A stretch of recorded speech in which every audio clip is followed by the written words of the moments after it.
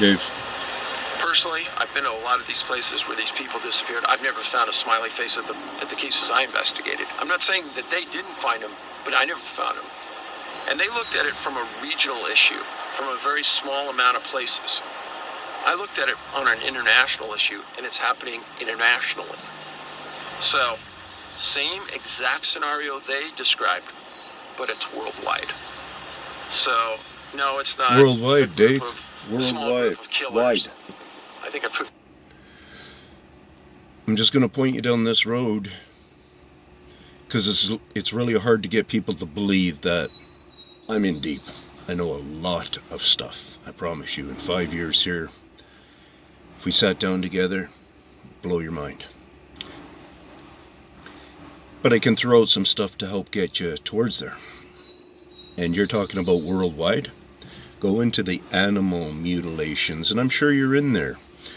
Worldwide epidemic and how bad it is. I'm in Canada here, every RCMP pretty much has mutilated animal cases going on.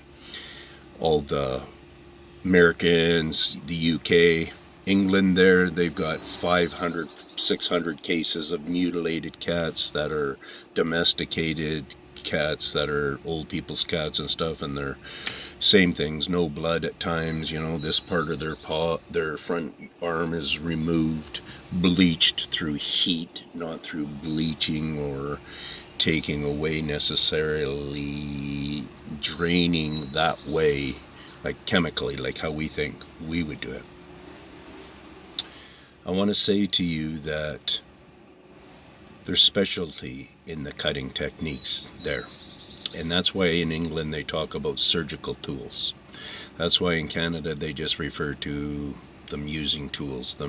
Whoever's doing this mutilation is using tools. In America they use another word to also show that they feel tools are involved. Really, what I think it is, it's a claw.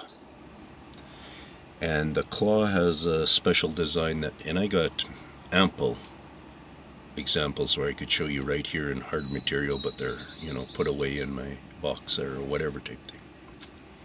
These beings have been here forever.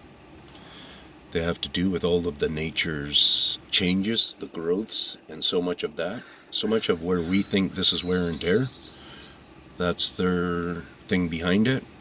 The farming of humans in a way might be part of it. The farming of all these animals and stuff, where they're being farmed in butchering sense, might be all part of it. Let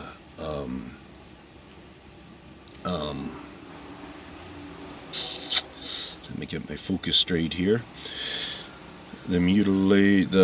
So basically, first and foremost, I try to point out how people can get into them through their farming techniques, and that's how they can really understand them very well, is through the tree design, the bark design, all this mayhem that we kind of are picking up. The trees are behaving differently.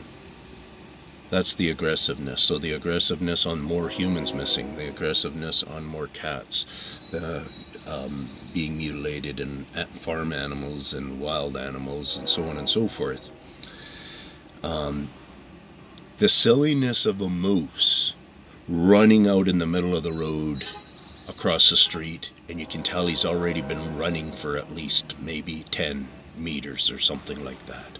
Why is he being spooked in the bush? And that's also deer and so many other animals that not easily, but that can be intimidated to spook and run out on roads.